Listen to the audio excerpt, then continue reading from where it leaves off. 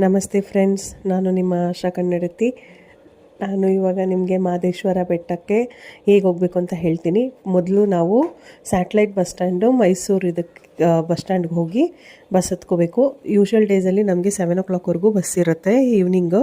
ಅದಾದಮೇಲೆ 8 o'clock ಒಂದು last bus. ಅದಾದಮೇಲೆ ಇನ್ಯಾವ ಬಸ್ಸು ಬರೋದಲ್ಲ. ಅದಾದಮೇಲೆ ರಾತ್ರಿ ತುಂಬ ಕತ್ಲೆ ಕಾಡು ದಾರಿ ಇರೋದ್ರಿಂದ ತುಂಬ ಕಷ್ಟ ಆಗುತ್ತೆ ಟ್ರಾವೆಲಿಂಗು ನಿಮಗೆ.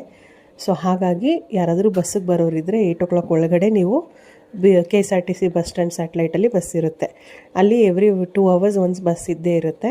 ಸೊ ಈಗ ನಾವು ಮಹದೇಶ್ವರನ ಬೆಟ್ಟದ ಕಡೆಗೆ ಪ್ರಯಾಣ ಬೆಳೆಸಿದ್ದೀವಿ.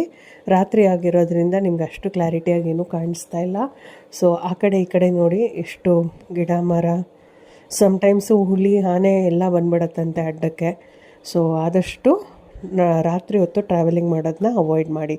It will be pitch dark, ತುಂಬ ಟರ್ನಿಂಗ್ ಕೂಡ ಕಷ್ಟ ಇರುತ್ತೆ.